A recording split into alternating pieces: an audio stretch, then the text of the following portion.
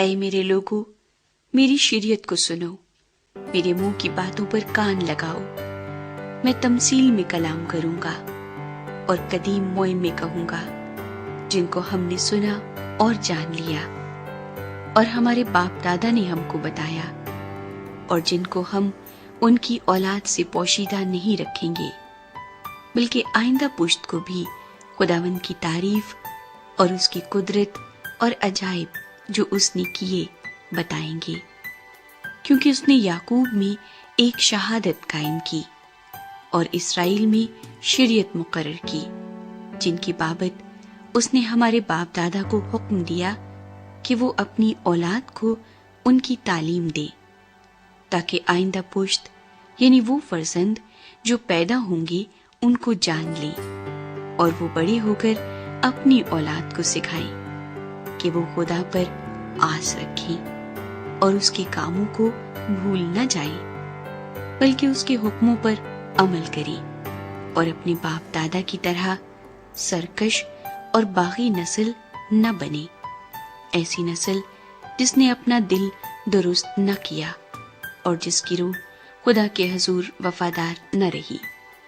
بنی افراہیم مسلح ہو کر اور کمانی رکھتے ہوئے لڑائی کے دن پھر گئے، انہوں نے خدا کے عہد کو قائم نہ رکھا اور اس کی شریعت پر چلنے سے انکار کیا، اور اس کے کاموں کو اور اس کے عجائب کو جو اس نے ان کو دکھائے تھے بھول گئے۔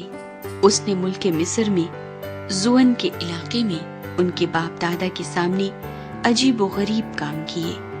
اس نے سمندر کے 2 حصے کر کے ان کو پار اتارا اور پانی کو تودا کی طرح کھڑا کر دیا۔ اس نے دن کو بادل سے ان کی راہبری کی اور رات بھر آگ کی روشنی سے۔ اس نے بیابان میں چٹانوں کو چیرا اور ان کو گویا بحر سے خوب پلایا۔ اس نے چٹان میں سے ندیاں جاری کی اور دریاؤں کی طرح پانی بہایا، تو بھی وہ اس کے خلاف گناہ کرتے ہی گئے اور بیابان میں حق تعالیٰ سے سرکشی کرتے رہے، اور انہوں نے اپنی خواہش کے مطابق کھانا مانگ کر اپنے دل میں خدا کو آزمایا، بلکہ وہ خدا کے خلاف بکنے لگے اور کہا، کیا خدا بیابان میں دسترخوان بچھا سکتا ہے؟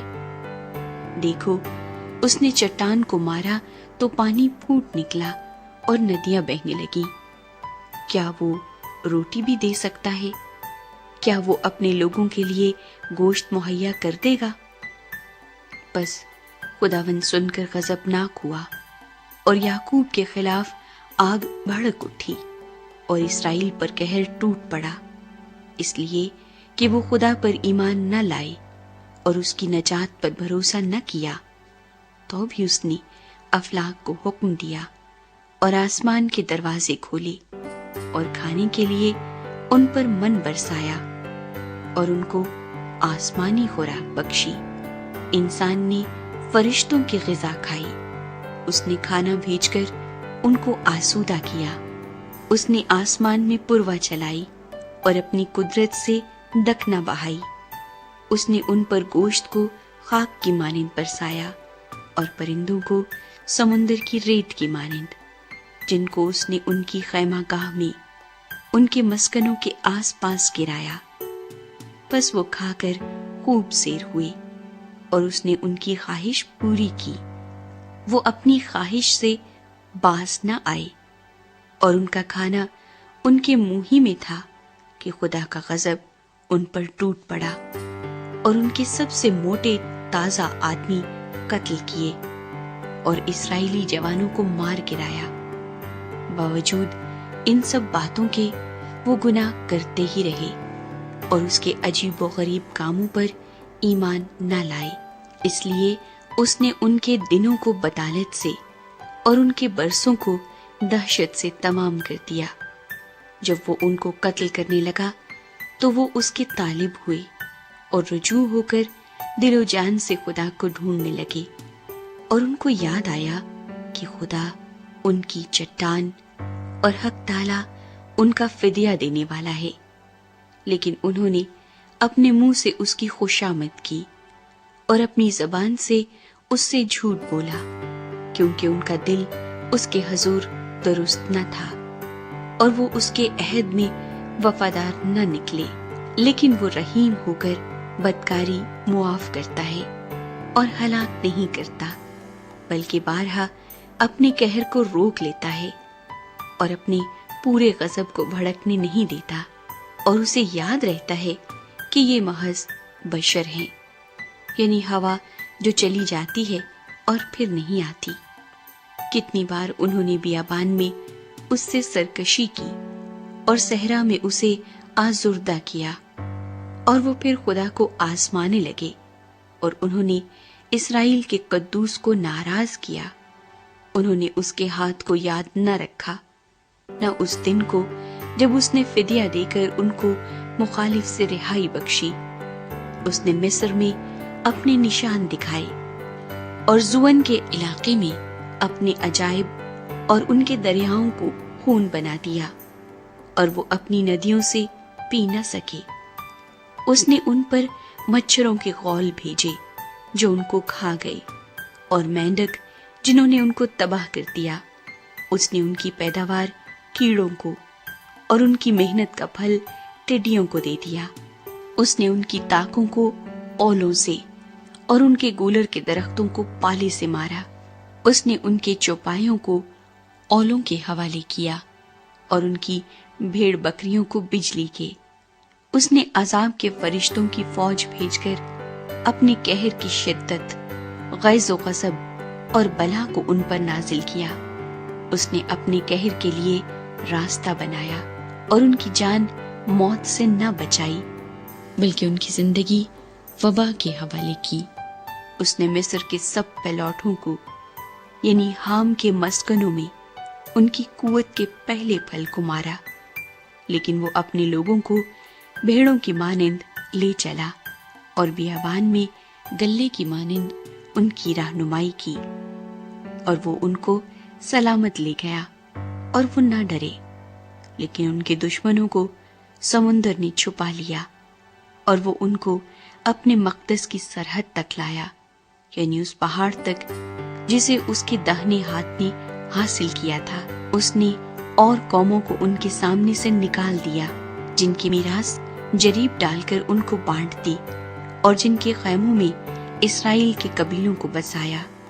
تو بھی انہوں نے خدا تعالیٰ کو آزمایا اور اس سے سرکشی کی اور اس کی شہادتوں کو نہ مانا، بلکہ برگشتہ ہو کر اپنے باپ دادا کی طرح بے وفائی کی اور دھوکہ دینے والی کمان کی طرح ایک طرف کو جھک گئے، کیونکہ انہوں نے اپنے اونچے مقاموں کے باعث اس کا قہر بھڑکایا اور اپنی کھودی ہوئی مورتوں سے اسے غیرت دلائی۔ خدا یہ سن کر غضبناک ہوا اور اسرائیل سے سخت نفرت کی، سو اس نے سیلا کے مسکن کو ترک کر دیا، یعنی اس خیمے کو جو بنی آدم کے درمیان کھڑا کیا تھا، اور اس نے اپنی قوت کو اسیری میں اور اپنی حشمت کو مخالف کے ہاتھ میں دے دیا۔ اس نے اپنے لوگوں کو تلوار کے حوالے کر دیا اور وہ اپنی میراث سے غضبناک ہو گیا۔ آگ ان کے جوانوں کو کھا گئی اور ان کی کواریوں کے سہاگ نہ گائے گئی۔ ان کے کاہن تلوار سے مارے گئے اور ان کی بیواؤں نے نوحہ نہ کیا۔ تب خداوند گویا نیند سے جاگ اٹھا، اس زبردست آدمی کی طرح جو میں کے سبب سے للکارتا ہو، اور اس نے اپنے مخالفوں کو مار کر پسپا کر دیا۔ اس نے ان کو ہمیشہ کے لیے رسوا کیا، اور اس نے یوسف کے خیمے کو چھوڑ دیا اور افرایم کے قبیلے کو نہ چنا بلکہ یہودا کے قبیلے کو چنا، اسی کوہ سیون کو جس سے اس کو محبت تھی، اور اپنے مقدس پہاڑوں کی مانند تعمیر کیا، اور زمین کی مانند جسے اس نے ہمیشہ کے لیے قائم کیا ہے۔ اس نے اپنے بندے داؤد کو بھی چنا اور بھیڑ سالوں میں سے اسے لے لیا۔ وہ اسے بچے والی بھیڑوں کی چوپانی سے ہٹا لایا، تاکہ اس کی قوم یعقوب اور اس کی میراث اسرائیل کی گلہ بانی کرے۔ سو اس نے خلوص دل سے ان کی پاسبانی کی اور اپنے ماہر ہاتھوں سے ان کی رہنمائی کرتا رہا۔